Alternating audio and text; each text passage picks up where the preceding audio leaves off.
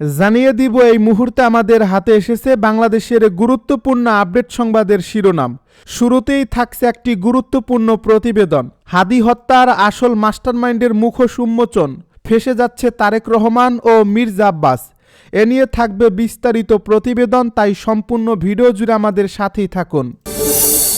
এবারে জানিয়ে দিব, আমি এই এনসিপির অংশ হচ্ছি না বলছে সাবেক উপদেষ্টা মাহফুজ। আরও থাকছে পদত্যাগকারীদের বিষয়ে যা বললেন নাহিদ ইসলাম।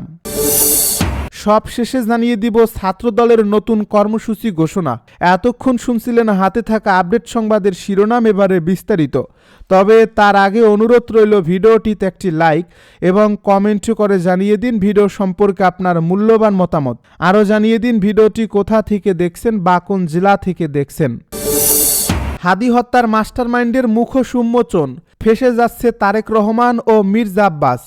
ঢাকা ৮ আসনের সম্ভাব্য প্রার্থী ও ইনকিলাব মঞ্চের মুখপাত্র শরীফ ওসমান হাদি হত্যাকাণ্ডকে ঘিরে নতুন করে তৈরি হয়েছে ব্যাপক বিভ্রান্তি। হত্যাকাণ্ডের সঙ্গে জড়িতদের গ্রেপ্তার নিয়ে বাংলাদেশ ও ভারতের বক্তব্যে সম্পূর্ণ বিপরীত চিত্র উঠে আসায় জনমনে প্রশ্ন বাড়ছে। একই সঙ্গে তদন্ত উঠে আসা বিপুল অঙ্কের আর্থিক লেনদেন এই হত্যাকাণ্ডকে আরও আলোচিত করে তুলেছে। সম্প্রতি বাংলাদেশের পক্ষ থেকে এক সংবাদ সম্মেলনে জানানো হয়, হাদি হত্যার ঘটনায় জড়িত 2 সহযোগীকে ভারতে আটক করা হয়েছে। ঢাকা মহানগর পুলিশের কমিশনার জানান, তদন্তে প্রাপ্ত তথ্য, বিভিন্ন গোয়েন্দা সংস্থার প্রতিবেদন এবং গ্রেপ্তার ব্যক্তিদের জবানবন্দি বিশ্লেষণ করে এ তথ্য নিশ্চিত হওয়া গেছে। তবে এই দাবির কয়েক ঘন্টার মধ্যেই ভারতের পক্ষ থেকে সম্পূর্ণ ভিন্ন বক্তব্য সামনে আসে। ভারতীয় প্রভাবশালী সংবাদ মাধ্যম হিন্দুস্তান টাইমস মেঘালয় পুলিশের বরাত দিয়ে জানায়, হাদি হত্যাকাণ্ডে জড়িত কাউকে ভারতে গ্রেপ্তার করা হয়নি। মেঘালয় পুলিশ আরও জানায়, অভিযুক্ত ফয়সাল সীমান্ত পেরিয়ে ভারতে প্রবেশ করছে, এমন কোনো প্রমাণ তাদের কাছে নেই। এছাড়া ভারতীয় সীমান্তরক্ষী বাহিনী বিএসএফ জানায়, তারা এ ধরনের কোনো ঘটনার বিষয়ে অবগত নয় এবং সীমান্তে কোনো সন্দেহজনক অনুপ্রবেশের তথ্য তাদের কাছে নেই। ডিএমপি কমিশনের বক্তব্য অনুযায়ী, হত্যাকাণ্ডের পর ফয়সাল ও আলমগীর ঘটনাস্থল থেকে সিএনজি যোগে ঢাকা শহরের আমিনবাজার এলাকায় যান। তারপর তারা মানিকগঞ্জের কালামপুরে পৌঁছান। সেখান থেকে আগে থেকেই নির্ধারিত একটি প্রাইভেট কারে তারা ময়মনসিংহের হালুয়াঘাটের উদ্দেশ্যে রওনা হন। বাংলাদেশ পুলিশের দাবি অনুযায়ী হালুয়াঘাটে পৌঁছানোর আগেই ফিলিপ ও সঞ্জয় নামের 2 ব্যক্তি তাদের গ্রহণের জন্য অপেক্ষা করছিলেন। পরে ফিলিপ তাদের সীমান্ত পার করে ভারতের মেঘালয় রাজ্যে পৌঁছে দেন। সেখানে পুত্তি নামের এক ব্যক্তি তাদের হস্তান্তর করা হয়। পুত্তি পরে তাদের একজন ট্যাক্সি চালক স্বামীর কাছে তুলে দেন, যিনি তাদের মেঘালয়ের পুরা নামক একটি শহরে নিয়ে যান। তবে ভারতীয় পুলিশের অস্বীকৃতির কারণে এই পুরো বর্ণনার সত্যতা নিয়ে নতুন করে প্রশ্ন তৈরি হয়েছে। গ্রেপ্তার নিয়ে এই বিপরীত দাবির ফলে জনমনে তৈরি হয়েছে বিভ্রান্তি। হাদি হত্যাকাণ্ডের বিচার ও আসামিদের গ্রেপ্তারের দাবিতে ইতিমধ্যেই দেশের বিভিন্ন স্থানে বিক্ষোভ ও অবরোধ কর্মসূচি পালিত হয়েছে। এমন পরিস্থিতিতে গ্রেপ্তারের ঘোষণা জনমনে আশ্বাস দিতে দেওয়া হয়েছিল কিনা সে প্রশ্ন উঠছে। যদি হাদি হত্যাকাণ্ডের তদন্তে সবচেয়ে আলোচিত বিষয় হয়ে উঠেছে অভিযুক্ত শুটার ফয়সাল করিম মাসুদের আর্থিক লেনদেন। পুলিশের অপরাধ তদন্ত বিভাগ ফয়সাল ও তার স্ত্রীর নামে মোট 53টি ব্যাংক অ্যাকাউন্ট শনাক্ত করা হয়েছে। গত কয়েক বছরে এসব অ্যাকাউন্টে মোট লেনদেন হয়েছে প্রায় 127 কোটি টাকা। একজন পলাতক আসামি ও শুটারের নামে এত বিপুল পরিমাণ অর্থ লেনদেন গোয়েন্দা সংস্থাগুলোকেও বিস্মিত করছে। সিআইডি তদন্তে উঠে এসেছে, হাদিকে হত্যার আগে ফয়সালের অ্যাকাউন্টে 2টি বড় অঙ্কের লেনদেন হয়। 18 সেপ্টেম্বর 2025 হত্যার ঠিক 3 মাস আগে রাজধানীর রূপনগরের একটি ব্যাংক শাখায় ফয়সালের একটি অ্যাকাউন্টে জমা হয় 1,76,00,000 টাকা। অ্যাকাউন্টটি একটি এসএমআই প্রতিষ্ঠানের নামে থাকলেও এর নিয়ন্ত্রণ ছিল ফয়সালের হাতে। 4 নভেম্বর 2025 হত্যার 1 মাস আগে এনআরবিসি ব্যাংকের বেনারসি পল্লী উপশাখায় ফয়সালের স্ত্রী সামিয়ার নামে থাকা অ্যাকাউন্টে জমা হয় 65,55,000 টাকা। সিআইডি জানায়, এসব টাকা অ্যাকাউন্টে জমা পড়ার পর ফয়সাল ও তার স্ত্রী ধাপে ধাপে বড় অঙ্কের অর্থ উত্তোলন করেন। মোট প্রায় 1,76,00,000 টাকা নগদে তুলে নেওয়া হয়। ব্যাংকে অপেক্ষাকৃত কম অর্থ রেখে দেওয়া হয়। তদন্তকারীদের ধারণা, এই নগদ অর্থই হত্যাকাণ্ডের ব্যয় ও পালিয়ে যাওয়ার প্রস্তুতির জন্য ব্যবহার করা হয়েছে। হাদি হত্যাকাণ্ডে গ্রেপ্তার নিয়ে বিভ্রান্তি, সীমান্ত পার হওয়ার দাবি এবং বিপুল অঙ্কের অর্থের উৎস, সব কিছু মিলিয়ে এই মামলাটি নতুন মোড় নিয়েছে। আইনশৃঙ্খলা রক্ষাকারী বাহিনী জানিয়েছে, ব্যাংক লেনদেন, সংশ্লিষ্ট ব্যক্তিদের ভূমিকা এবং আন্তর্জাতিক যোগাযোগের বিষয়গুলো গুরুত্বের সঙ্গে খতিয়ে দেখা হচ্ছে। শরীফ ওসমান হাদী হত্যাকাণ্ডের তদন্ত শেষ না হওয়া পর্যন্ত এই ঘটনাকে ঘিরে থাকা প্রশ্ন ও কৌতূহল আরও বাড়বে বলেই মনে করছেন সংশ্লিষ্টরা। আমি এই এনসিপির অংশ হচ্ছি না, সাবেক উপদেষ্টা মাহফুজের মন্তব্য। জামায়াতে ইসলামীর সঙ্গে জাতীয় নাগরিক পার্টির জোটের ঘোষণার পরপরই এবার নিজের অবস্থান পরিষ্কার করলেন অন্তর্বর্তী সরকারের সাবেক উপদেষ্টা মাহফুজ আলম। তিনি এই এনসিপির অংশ হচ্ছেন না বলে ঘোষণা করেছেন। একই সঙ্গে নিশ্চিত করেছেন, জামাত এনসিপির জোট থেকে তাকে ঢাকার একটি আসনে প্রার্থী হওয়ার প্রস্তাব দেওয়া হয়েছিল, যা তিনি ফিরিয়ে দিয়েছেন। রোববার রাতে নিজের ভেরিফাইড ফেসবুক আইডিতে এক পোস্টে তিনি এসব কথা বলেন।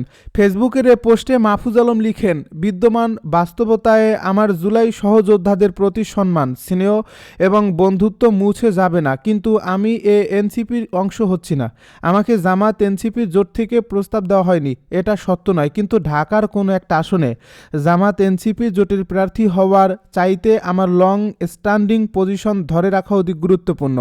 জুলাই অভ্যুত্থানের সহযোদ্ধাদের সঙ্গে নিজের সম্পর্কের কথা উল্লেখ করে তিনি বলেন, নাগরিক কমিটি ও এনসিপি জুলাইয়ের সম্মুখ সারির নেতৃত্বে সংগঠিত হয়েছিল। গত 1.5 বছর আমি চাহিবা মাত্র তাদেরকে পরামর্শ, নির্দেশনা এবং পলিসিগত জায়গায় সহযোগিতা করেছি। এনসিপিকে একটা বিগ জুলাই আমব্রেলা আকারে স্বতন্ত্র উপায়ে দাঁড় করানোর জন্য আমি সকল চেষ্টাই করেছি, কিন্তু অনেক কারণে সেটা সম্ভব হয়নি। বর্তমান সময়কে ইতিহাসের শীতল যুদ্ধ উল্লেখ করে সাবেক এই উপদেষ্টা বলেন, এ পর্বে কোনো পক্ষ না গিয়ে নিজেদের বক্তব্য ও নীতিতে অটল থাকা স্থির।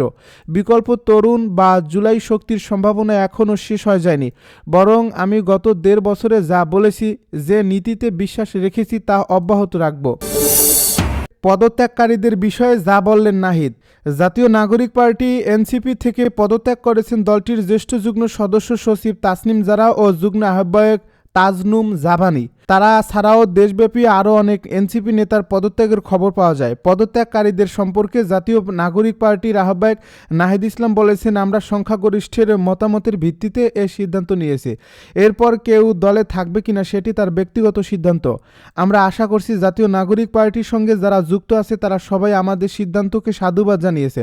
রোববার রাতে রাজধানীর বাংলা মোটরের অস্থায়ী কার্যালয়ে জরুরি সংবাদ সম্মেলনে এসব কথা বলেন তিনি। নাহিদ ইসলাম বলেন, আসন্ন ত্রয়োদশ জাতীয় সংসদ নির্বাচনে আমরা এককভাবে অংশগ্রহণ করার পরিকল্পনা থাকলেও এখন সে পরিকল্পনা বাস্তবায়িত হচ্ছে না।